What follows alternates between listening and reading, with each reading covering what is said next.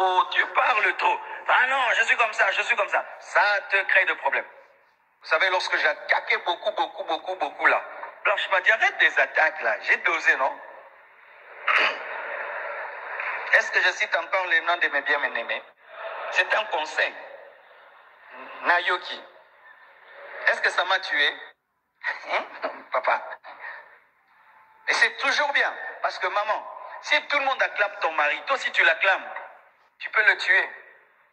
Des fois, même si tout le monde l'acclame, si tu sens qu'il ne devait pas le faire, non, ne sois pas une femme ne doit pas être fanatique de son mari. Tu dois être conseillère de ton mari. Un homme doit pas être fanatique de sa femme. Il doit être conseiller de sa femme.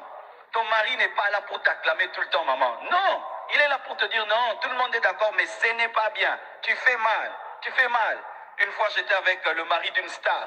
Elle a fait quelque chose, tout le monde était heureux. Et puis son mari lui a dit non, toi, Dieu t'a trop élevé, tu ne peux pas faire ça. Et il avait raison. Et la femme l'a écouté. Parce que des fois, tu peux être mari, mais c'est Joseph qui va protéger Jésus. Parce que des fois, dans les couples, ce sont plus des soupçons que les gens ont, au lieu d'avoir... j'ai déjà beaucoup de questions, ça ne sert à rien d'acheter, ça, ce sera prochainement. Ça sert à rien... non, pas des preuves, ils soupçonnent. Je ne parle pas du domaine des soupçons. Parce qu'il y a des gens qui divorcent sur base des soupçons. C'est un péché que de divorcer parce que tu soupçonnes ta femme, ton mari, tu n'as pas des preuves.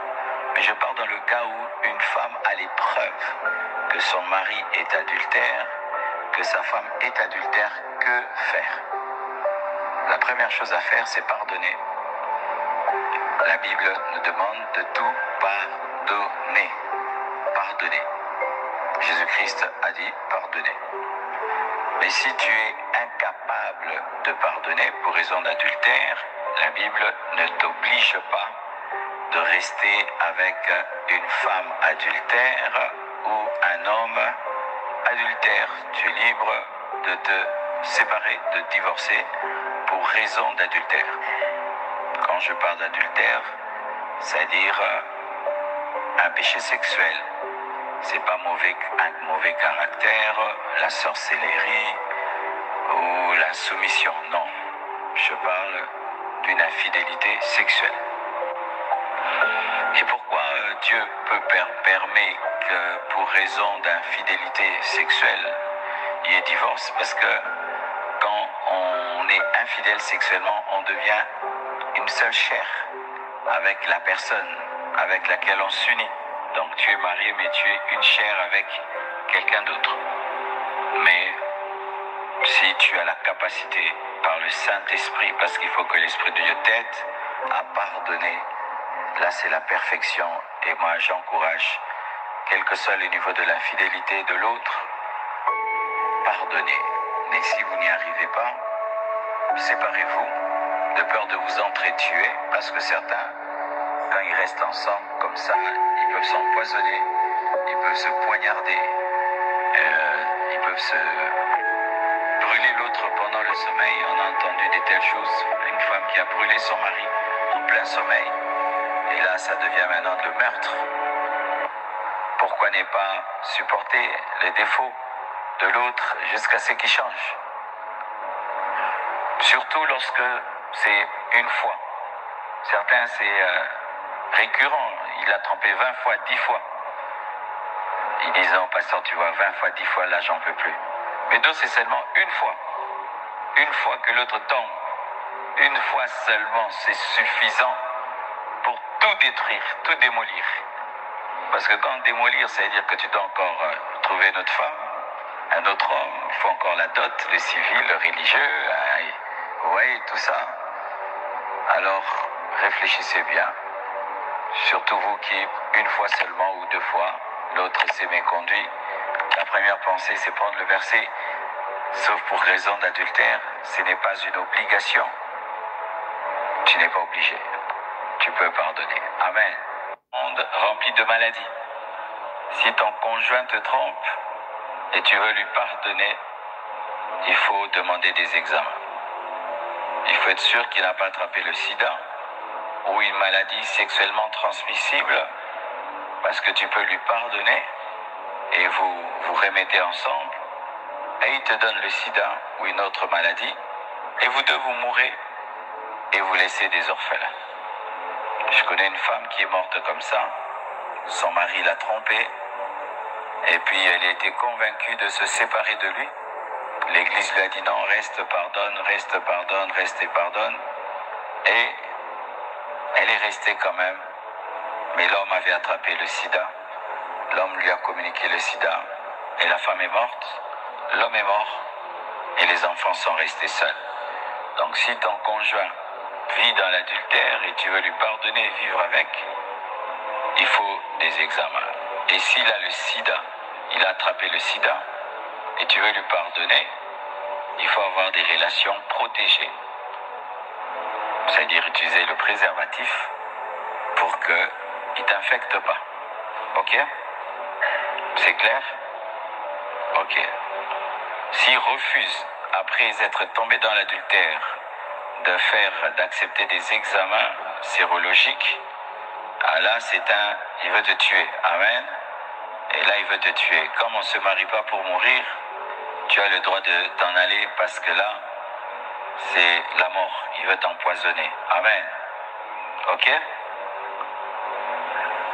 Donc, pardonnez, et soyez intelligents. Demandez des examens sérologiques. Et aussi, il faut lui demander de cesser totalement cette relation d'adultère. Cesser totalement cette relation d'adultère. Et un conseil, s'il a eu des enfants ailleurs, pour éviter qu'il continue à côtoyer l'autre femme, la sagesse, c'est de prendre cet enfant, tu l'élèves. Parce que si cet enfant est là-bas, il sera obligé d'aller le visiter et leur relation va croître. Si tu pardonnes, tu prends cet enfant, tu vis avec chez toi, ça va diminuer leur fréquentation. Ou mon mari, tu parles trop. Ah non, je suis comme ça. Ça te crée des problèmes. Vous savez, lorsque j'ai attaqué beaucoup là, Blanche m'a dit, arrête des attaques là, j'ai dosé, non? Est-ce que je cite encore les noms de mes bien-aimés? C'est un conseil. Nayoki. Est-ce que ça m'a tué?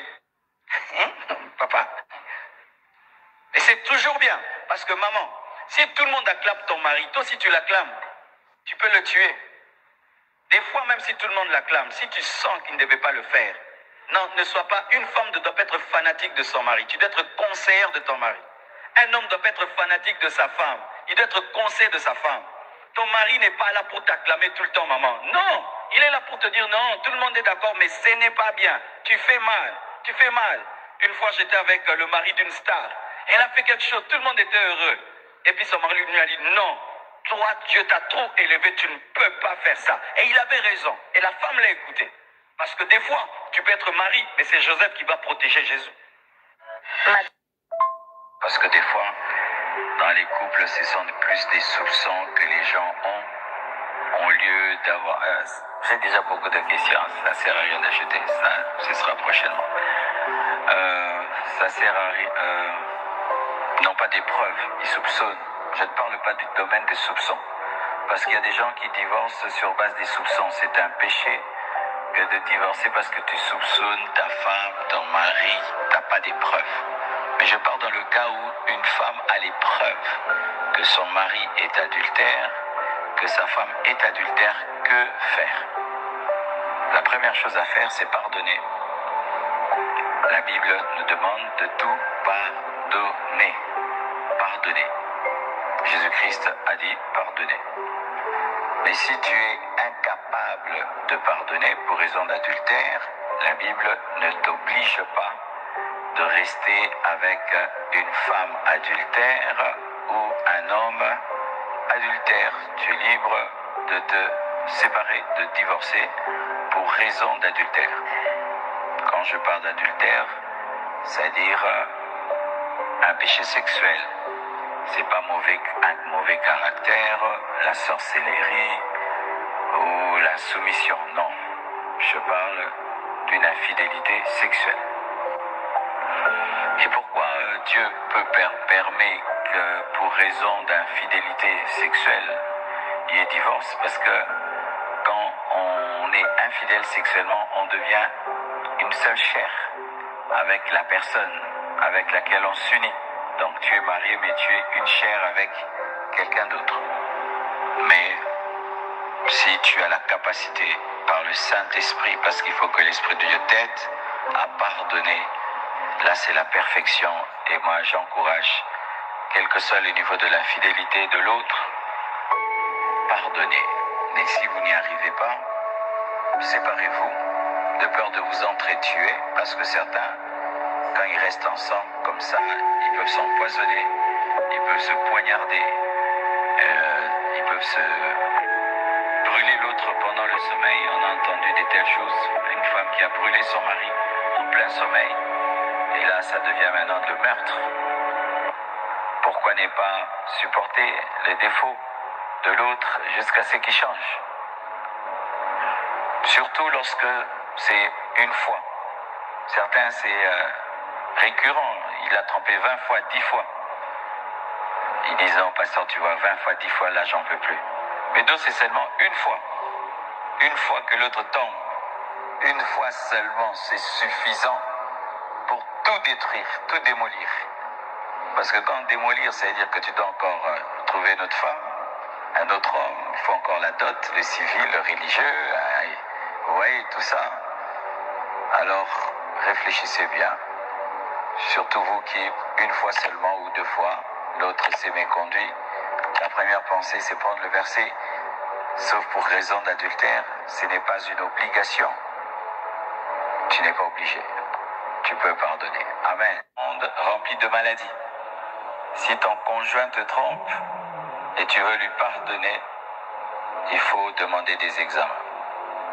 Il faut être sûr qu'il n'a pas attrapé le sida ou une maladie sexuellement transmissible, parce que tu peux lui pardonner et vous remettez ensemble, et il te donne le sida ou une autre maladie, et vous deux vous mourrez et vous laissez des orphelins. Je connais une femme qui est morte comme ça. Son mari l'a trompée, et puis elle a été convaincue de se séparer de lui. L'église lui a dit non, reste, pardonne, reste, pardonne, reste et pardonne. Et elle est restée quand même. Mais l'homme avait attrapé le sida. L'homme lui a communiqué le sida. Et la femme est morte. L'homme est mort. Et les enfants sont restés seuls. Donc si ton conjoint vit dans l'adultère et tu veux lui pardonner et vivre avec, il faut des examens. Et s'il a le sida, il a attrapé le sida, et tu veux lui pardonner, il faut avoir des relations protégées. C'est-à-dire utiliser le préservatif pour qu'il ne t'infecte pas. Ok? C'est clair? Ok. S'il refuse, après être tombé dans l'adultère, d'accepter des examens sérologiques, ah là, il veut te tuer. Amen. Et là, il veut te tuer. Comme on ne se marie pas pour mourir, tu as le droit de t'en aller, parce que là, c'est la mort. Il veut t'empoisonner. Amen. Ok? Donc, pardonnez, mais soyez intelligents. Demandez des examens sérologiques. Et aussi, il faut lui demander de cesser totalement cette relation d'adultère. Cesser totalement cette relation d'adultère. Et un conseil, s'il a eu des enfants ailleurs, pour éviter qu'il continue à côtoyer l'autre femme, la sagesse, c'est de prendre cet enfant, tu l'élèves. Parce que si cet enfant est là-bas, il sera obligé d'aller le visiter et leur relation va croître. Si tu pardonnes, tu prends cet enfant, tu vis avec chez toi, ça va diminuer leur fréquentation. Parce que des fois, dans les couples, ce sont plus des soupçons que les gens ont, au lieu d'avoir... j'ai déjà beaucoup de questions, ça ne sert à rien d'ajouter, ça, ce sera prochainement. Ça sert à rien... non, pas des preuves, ils soupçonnent. Je ne parle pas du domaine des soupçons. Parce qu'il y a des gens qui divorcent sur base des soupçons. C'est un péché que de divorcer parce que tu soupçonnes ta femme, ton mari, tu n'as pas des preuves. Mais je parle dans le cas où une femme a les preuves que son mari est adultère, que sa femme est adultère, que faire? La première chose à faire, c'est pardonner. La Bible nous demande de tout pardonner. Pardonner. Jésus-Christ a dit pardonner. Mais si tu es incapable de pardonner pour raison d'adultère, la Bible ne t'oblige pas de rester avec une femme adultère ou un homme adultère. Tu es libre de te séparer, de divorcer pour raison d'adultère. Quand je parle d'adultère, c'est-à-dire un péché sexuel. C'est pas un mauvais caractère, la sorcellerie ou la soumission. Non, je parle d'une infidélité sexuelle.